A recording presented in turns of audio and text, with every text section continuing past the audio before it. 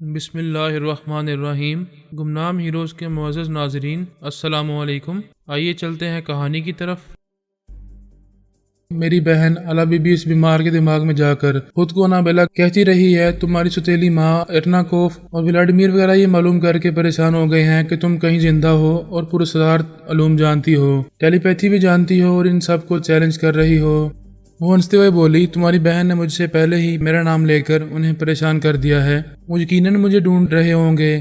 ہماری اب تک کی معلومات یہی ہیں کہ وہ تمہیں ڈھونڈ رہے ہیں۔ ویسے اب تمہیں براہ راست انہیں چیلنج کرنا چاہیے کہ تم ان سے کسی طرح بھی کم تر نہیں ہو، ان کی طرح تمام پورے اسرار علوم جانتی ہو اور اپنے باپ راسپوٹین سوم کی جائز وارث ہو۔ ہاں، میں اب ٹیلی پیتھی کے ذریعے ان تمام ستیلوں سے براہ راست گفتگو کروں گی، لیکن 5 گھنٹے کے بعد۔ کبریا نے پوچھا، 5 گھنٹے کے بعد کیوں؟ اس بچے دنان کو دھوکے میں اغوا کر کے کسی خفیہ اڈے میں پہنچایا گیا ہے اور ولادیمیر وہاں 5 گھنٹے کے اندر پہنچنے والا ہے۔ اس پر انکشاف ہونے والا ہے کہ اس نے دھوکہ کھایا ہے اور جس بچے کو اغوا کیا ہے وہ دنان نہیں ہے۔ پہلے اسے اپنی شکست کا علم ہو جائے، پھر دیکھتے ہیں کہ نتیجہ کیا ہوگا۔ کبریا نے کہا، نتیجہ تو برا ہوگا کیونکہ وہ خود اسے دیکھنے پہنچ رہا ہے، ماما کے نشانے پر آ رہا ہے۔ وہاں ہمارے ٹیلی پیتھی جانے والے اور دوسرے علاقار ہر طرف چھپے رہیں گے، اسے بچ کر جانے نہیں دیں گے، گھیر کر مار ڈالیں گے یا زخمی کریں گے اور اس کی ٹیلی پیتھی کے ساتھ ساتھ اس کے تمام پراسرار علوم اس سے چھین لیں گے۔ میں اس کی تباہی اور بربادی کا تماشا دیکھنا چاہتی ہوں۔ یہ تماشا دیکھنے سے پہلے تم بھی تماشا کرو، اسے ذہنی طور پر الجھا دو تاکہ وہ دنان کو حاصل کرنے کی خوشی میں حشاش بشاش نہ رہے، تمہاری طرف سے پریشان ہوتا رہے۔ انابیلا نے کہا، تم درست کہتے ہو، مجھے اسے پریشان کرنا چاہیے تاکہ وہ تر و تازہ نہ رہے، ذہنی طور پر الجھا رہے۔ دشمن کو ایک سمت سے نہیں، ہر سمت سے گھیرنا چاہیے، ہر سمت سے الجھاتے رہنا چاہیے۔ کبریا نے پوچھا، تم نے اپنے اس ستیلے بھائی کا لب و لہجہ اور آواز سنی ہے؟ بہت عرصے پہلے سنا تھا، اچھی طرح یاد نہیں ہے۔ میں اچھی طرح جانتا ہوں، تم میرے دماغ میں آ جاؤ، اس کی آواز اور لب و لہجے کو سمجھتی رہو، میں تمہیں وہاں پہنچا رہا ہوں۔ وہ اس کے اندر آ کر مسکرا کر بولی، یہ لو، پہلے میں تمہارے دل میں آئی تھی، اب دماغ میں آئی ہوں۔ وہ جواباً مسکرا کر بولا، میں نے دل کے دروازے پر باہر سے تالا ڈال دیا ہے، اب تم اندر سے نکل نہیں سکو گی، دل کے صنم خانے میں رہا کرو گی۔ اب مسئلہ دماغ کا ہے کہ ہمارے مزاج کس حد تک ملتے ہیں، ہم کس حد تک ایک دوسرے سے سمجھوتا کرتے ہیں، ابھی ہمیں ذہنی ہم آہنگی پیدا کرنے میں وقت لگے گا۔ جب دل ملے ہیں تو ذہن بھی مل جائیں گے۔ میرے تاش کے پتوں نے اور میری ہاتھ کی لکیروں نے مجھے بتا دیا ہے کہ تم میرے اور صرف میرے بن کر ہی زندگی گزارتے رہو گے۔ تاش کے پتے ہوں، ہاتھ کی لکیریں ہوں، مقدر کا لکھا ہوا ہو، یہ سب کچھ بدلتا رہتا ہے، ابھی کچھ ہے تو کبھی کچھ ہے۔ تم کیا دیکھتی ہو کہ مسرتوں کا پیغام دینے والی ہاتھ کی لکیریں مصیبتوں کو آنے سے نہیں روک پاتی۔ مسرتیں تو ضرور ملتی ہیں لیکن مصیبتیں بھی پیچھا نہیں چھوڑتی۔ تم مایوسی کی باتیں نہ کرو، ہم ایک ہوئے ہیں، ایک ہی رہیں گے، کبھی جدا نہیں ہوں گے۔ لوگ جذبات میں بہتے وقت حقائق کو نظر انداز کر دیتے ہیں، یہ سوچنا نہیں چاہتے کہ بہار کے بعد خزاں ضرور آتی ہے، خوشی کے بعد صدمات ضرور ملتے ہیں، ابھی ملن کی گھڑیاں ہیں، حالات کے ایک ہی جھٹکے سے جدائی کے لمحات چلے آتے ہیں۔ وہ بولی، دیر نہ کرو، ولادیمیر کو مخاطب کرو۔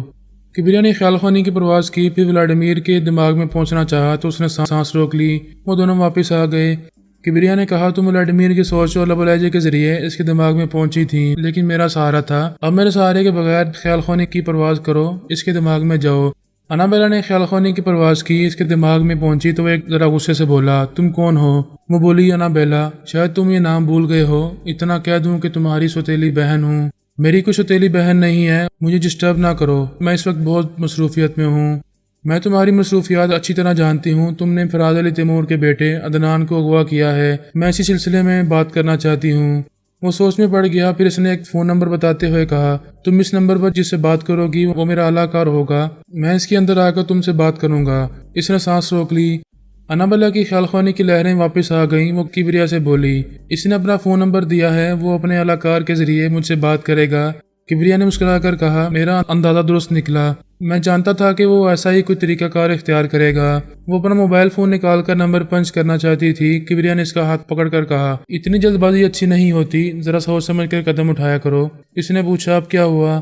وہ اپنے علاقار کے ذریعے تمہارے موبائل فون کا نمبر معلوم کر لے گا، تو پھر کیا کرنا چاہیے؟ میرا موبائل فون لے کر اس سے رابطہ کرو۔ ایک تو یہ کہ وہ براہ راست تمہارے موبائل فون کا نمبر معلوم نہیں کر سکے گا، دوسری بات یہ کہ جب تم اس علاقار کے اندر پہنچو گی تو میں اس کی آواز سنتے ہی اس کے دماغ پر قبضہ جماؤں گا اور اس کے CLI پر جو میرے فون کا نمبر آ رہا ہوگا اسے غلط کرنے کی کوشش کروں گا۔ ایک دن نمبر کی ہیرا پھیری کرنے سے پورا نمبر غلط ہو جائے گا۔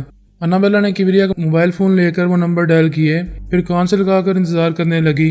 थोड़ी देर बाद किसी शख्स की आवाज़ सुनाई दी, हेलो कौन है? किबरिया ने फ़ौरन ही इसके दिमाग में पहुंचकर देखा, वो CLI पर नंबर पढ़ रहा था। इसने इसके दिमाग में रहकर एक नंबर की गलती कर दी। व्लादिमीर भी इस अलाकार के दिमाग में था। इस नंबर को खुद नहीं पढ़ सकता था, अलाकार के जहन से ही मालूम कर सकता था। लिहाजा उसके जहन ने जो नंबर बताया वही व्लादिमीर ने नोट कर लिया। वो बोली, मैं अन्नाबेला बोल रही हूँ और तुम्हारे आमिल से बातें करना चाहती हूँ। दूसरी तरफ से व्लादिमीर ने अपने आमिल की जुबान से कहा, हाँ मैं बोल रहा हूँ। सबसे पहले ये बताओ कि तुम वाकई अन्नाबेला हो। मैं कैसे यकीन करूँ कि तुम वही हो जो खुद को कह रही हो? अन्नाबेला ने कहा, यकीन ना करो तो मुझे XYZ समझ लो।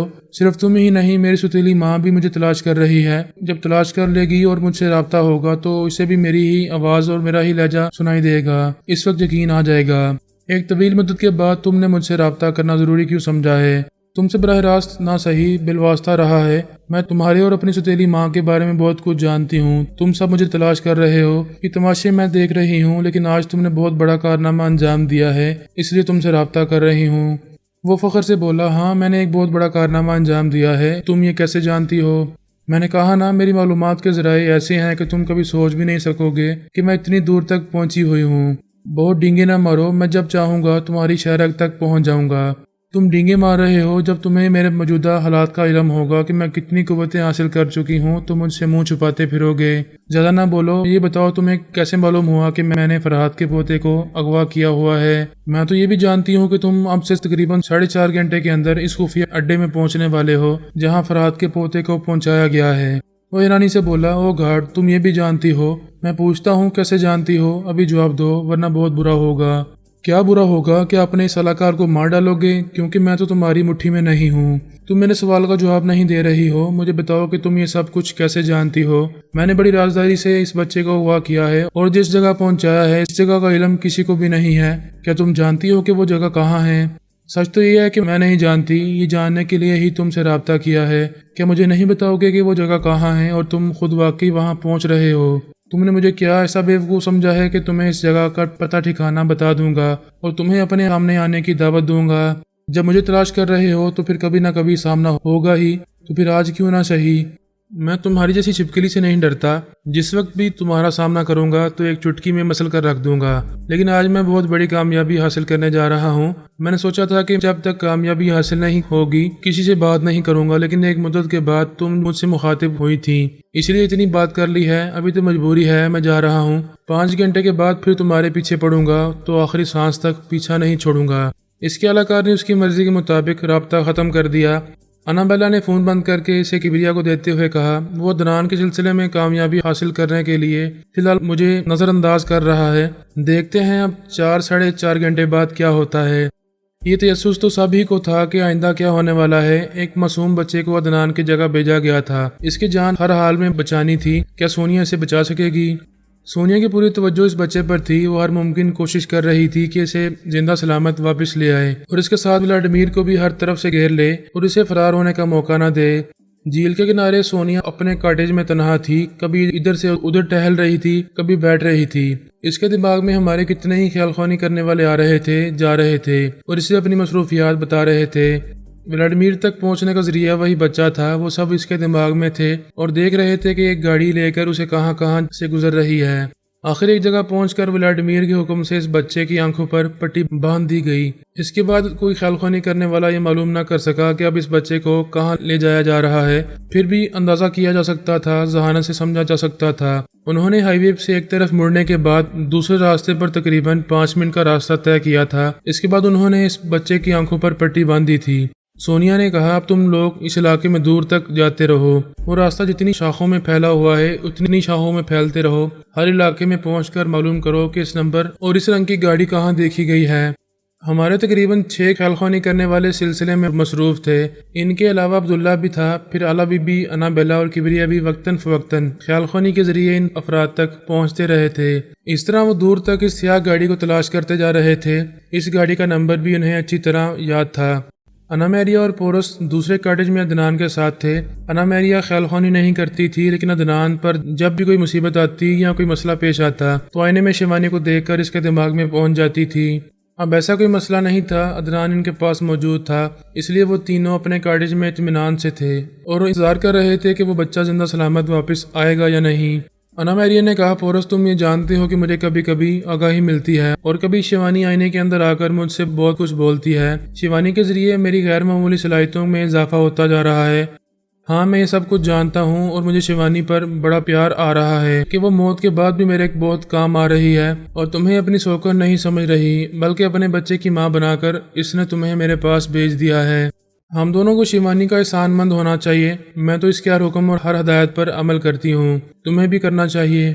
بے شک وہ ہمیں اب تک فائدہ پہنچاتی آ رہی ہے، ہمارے بچے کی محافظ بن کر رہتی ہے، میں تو اس کی ہر بات پر عمل کرتا رہوں گا۔ کیا تم سچ کہہ رہے ہو؟ شیوانی جو کہے گی تم اس پر عمل کرو گے؟ ہاں کیوں نہیں، وہ ہم سے کچھ کہہ رہی ہے کیا؟ وہ جو کہہ رہی ہے شاید تم اس کی بات نہیں مانو گے، اس کی ہدایت پر عمل نہیں کرو گے۔ وہ ہمیں کبھی نقصان پہنچانے والی بات نہیں کہتی ہے، میں اس کی بات ضرور مان لوں گا، مجھے بتاؤ تو صحیح وہ کیا کہہ رہی ہے۔ انا میریا جھجکتے ہوئے بولی، تمہاری مما عدنان کو بابا صاحب کے دائرے میں لے جانا چاہتی ہیں اور یہ شیوانی کو منظور نہیں ہے۔ یہ تم کیا کہہ رہی ہو؟ یہ میں نہیں، شیوانی کہہ رہی ہے، اور سچ پوچھو تو میں بھی یہی چاہتی ہوں۔ اور اس نے اسے سوچتی ہوئی نظروں سے دیکھا، پھر کہا، تعجب ہے تم مما کی مخالفت کرو گی؟ عدنان کو بابا صاحب کے دائرے میں لے جاتے وقت وہ بھی میری مخالفت کریں گی کیونکہ میں یہودی ہوں۔ تمہارے ادارے کے کابرین اور جناب تبریزی صاحب مجھے کبھی ادارے میں قدم رکھنے نہیں دیں گے۔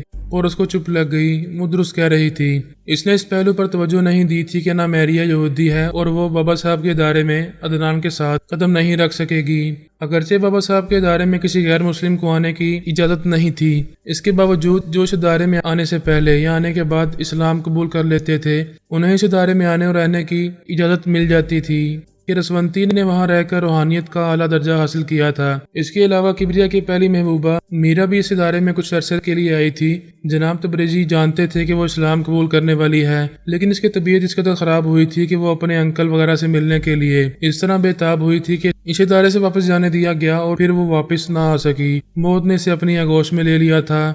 ایسے کئی افراد تھے جنہوں نے اسلام قبول کرنے کے بعد اس ادارے میں رہ کر نمایاں مقام حاصل کیا تھا۔ الپا نے پارس سے شادی کی تھی، پھر اس نے اسلام قبول نہیں کیا تھا، اس لیے اسے کبھی بابا صاحب کے ادارے سے پذیرائی حاصل نہیں ہوئی تھی، وہ ہمیشہ دشمن بن کر رہتی آئی تھی۔ وہی الپا بالکل تبدیل ہو چکی تھی، اگرچہ اس نے اسلام قبول نہیں کیا تھا لیکن ہمارے لیے کام کر رہی تھی اور بڑی دیانتداری سے کر رہی تھی۔ میری اور سونیا کی بیٹی بنی ہوئی تھی، اسے ہماری اور بابا صاحب کے ادارے کی طرف سے عزت مل رہی تھی، وقار مل رہا تھا اور ہر طرح کا تحفظ حاصل ہو رہا تھا۔ اس کے باوجود اسے بابا صاحب کے ادارے میں آنے کی اجازت نہیں تھی کیونکہ وہ یہودی تھی اور آخری سانس تک یہودی رہنا چاہتی تھی۔ کسی سے جبراً اس کا مذہب تبدیل نہیں کرایا جا سکتا، یہ اپنے اپنے دل و دماغ کا معاملہ ہوتا ہے۔ انسان اپنے مزاج کے مطابق زندگی گزارتا ہے اور کسی بھی عقیدے اور مذہب کو قبول کرتا ہے۔ اسلام میں جبر نہیں ہے، کسی کو جبراً مسلمان نہیں بنایا جا سکتا۔ ویسے دنیا کا کوئی بھی مذہب ہو وہ دل سے قبول کیا جاتا ہے، اور جب ایک بار دل سے قبول کر لیا جاتا ہے تو پھر اس میں تبدیلی نہیں ہوتی۔ اس لیے انا میریا سے بھی یہ نہیں کہا جا سکتا تھا کہ وہ اپنا مذہب تبدیل کرے، یہ اس کی اپنی مرضیت پر تھا اور اس کی مرضی ظاہر ہو رہی تھی کہ وہ یہودی ہے اور یہودی ہی رہے گی، بابا صاحب کے دائرے میں کبھی نہیں جائے گی۔ یہ انا میریا کا اپنا فیصلہ تھا، اس پر کوئی جبر نہیں کر سکتا تھا، لیکن اس میں خرابی یہ تھی کہ وہ عدنان کو بھی اس ادارے میں جانے سے روکنا چاہتی تھی۔ اس کا بیان تھا کہ اس کی آئینے میں شیوانی نے آ کر اس سے یہی کہا ہے کہ عدنان کو بھی اس ادارے میں نہیں جانا چاہیے۔ شیوانی کے ساتھ بھی یہی ہوا تھا، وہ بھی جب تک زندہ رہی اس نے کبھی بابا صاحب کے دائرے میں قدم نہیں رکھا۔ اب یہاں ایک نہیں دو مائیں تھیں، ایک ہندو تھی شیوانی، دوسری یہودی تھی انا میریا، اور وہ دونوں عدنان کو بابا صاحب کے دائرے میں جانے سے روکنا چاہتی تھیں۔ اور باپ مسلمان تھا، وہ اپنے بیٹے کو اپنے ساتھ لے جا سکتا تھا، لیکن وہ اختلافات نہیں چاہتا تھا، اس معاملے کو محبت اور سمجھوتے سے طے کرنا چاہتا تھا۔ اس نے انا میریا کو سمجھایا، دیکھو اس وقت ماما سے اختلاف نہ کرنا، وہ اپنے پوتے کو لے جانا چاہتی ہیں، لے جانے دو، بعد میں انہیں سمجھایا جائے گا۔ تم جب کہو گی بابا صاحب کے دائرے سے عدنان باہر لایا جائے گا، وہ تم سے مل لیا کرے گا، جب تک تم چاہو گی وہ تمہارے پاس رہے گا، پھر وہ ادارے میں جا کر تعلیم و تربیت حاصل کرتا رہے گا۔ یہ تمہارے بیٹے کی بہتری کے لیے کہہ رہا ہوں۔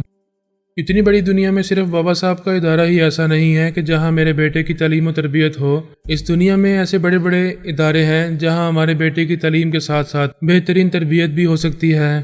وہ اس سے مزید بحث نہ کر سکا۔ سونیا نے فون کے ذریعے کہا، میرے کاٹیج میں آؤ، ہمارے ٹیلی پیتھی جاننے والوں نے اس خفیہ اڈے کا پتہ معلوم کر لیا ہے جہاں اس بچے کو لے جا کر چھپایا گیا ہے۔ اس نے کہا مما میں ابھی آ رہا ہوں۔ اس نے ریسیور رکھ کر انا میریا سے کہا ہمیں کامیابی ہو رہی ہے، اس اڈے کا پتہ چل گیا ہے، چلو مما بلا رہی ہیں۔ وہ تھکے ہوئے انداز میں انگڑائی لیتے ہوئے بولی میں تو تھکن محسوس کر رہی ہوں، پلیز تم جاؤ، میں یہاں عدنان کے ساتھ باتیں کرتی رہوں گی تو میری تھکن دور ہو جائے گی۔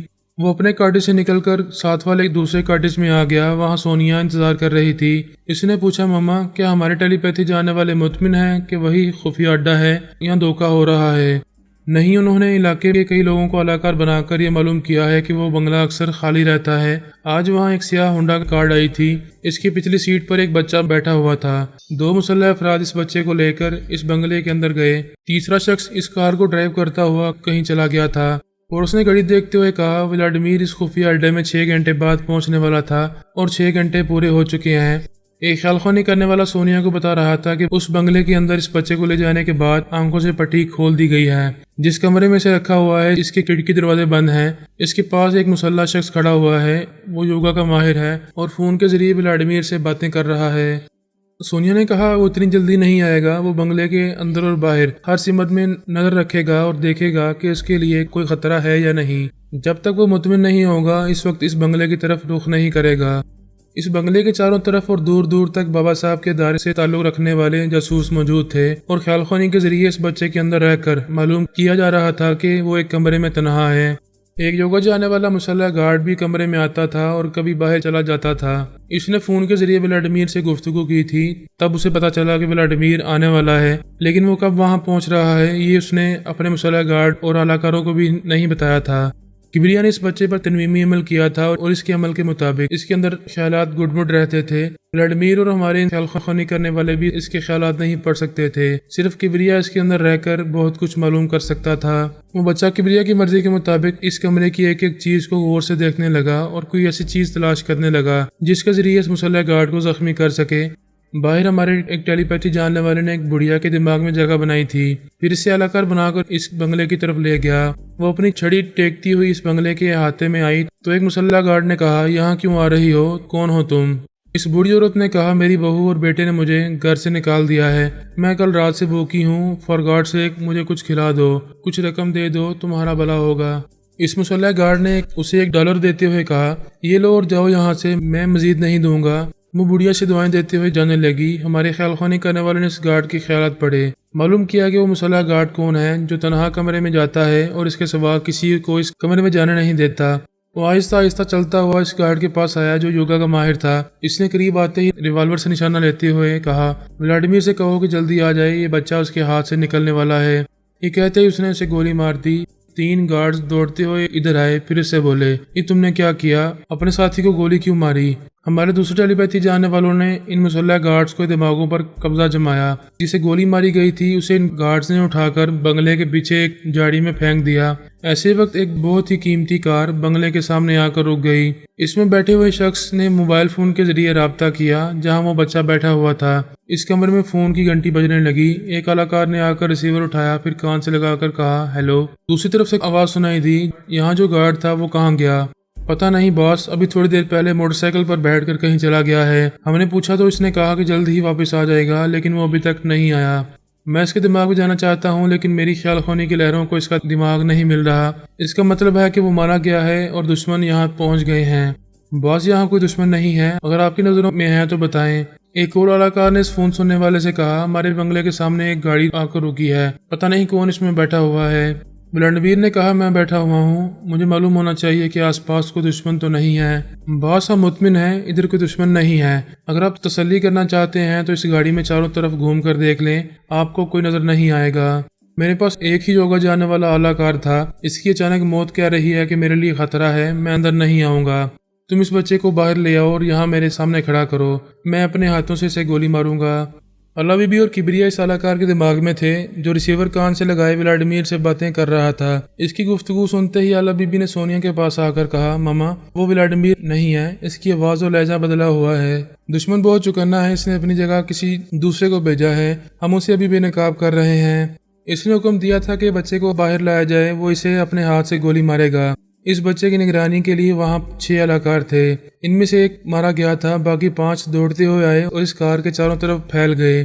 انہوں نے بندوقیں تان لیں، اس کار میں آنے والے کو نشانے پر رکھ لیا۔ کبریا نے ایک اداکار کے ذریعے کہا، ولادیمیر یہ تم نہیں ہو، تمہاری ڈمی ہے، ہم نے یہاں تمہارے تمام اداکاروں پر قبضہ جما لیا ہے، اب یہاں کوئی تمہارا نہیں ہے، اس بچے کو یہاں تمہارے سامنے لایا جائے گا، تب بھی اسے گولی نہیں مارو گے کیونکہ تم اسے اپنے ہاتھوں سے مارنا چاہتے ہو اور تم یہاں موجود نہیں ہو۔ ڈمی ولادیمیر کار سے باہر نکل کر آیا۔ اصلی ولادیمیر نے اس کی زبان سے کہا، میں اتنا نادان نہیں ہوں کہ آنکھیں بند کر کے یہاں موت کے منہ میں چلا آتا، میں جانتا ہوں کہ سونیا کتنی مکار ہے، وہ مجھے گھیرنے کے لیے ضرور کوئی چارہ ڈالے گی اور اس نے یہی کیا ہے۔ کبریا نے کہا، ادھر تم نے اپنی ڈمی بھیجی ہے، ادھر ہم نے عدنان کی ڈمی کو تمہارے حوالے کیا تھا، جسے تم نے اغوا کیا ہے اور اتنی دور لے کر آئے ہو، وہ عدنان نہیں ہے، ایک دوسرا بچہ ہے۔ ماما نے واقعی تمہارے سامنے چارہ ڈالا تھا، مگر تم قسمت کے دھنی ہو، بچ نکلے ہو۔ ولادیمیر نے کہا، مجھے اپنی جان بچ جانے کی خوشی ہے، لیکن ناکامی کا بہت صدمہ ہے، میں سوچ بھی نہیں سکتا تھا کہ سونیا ایسی مکاری دکھائے گی، بچہ بدل کر مجھے الو بنائے گی۔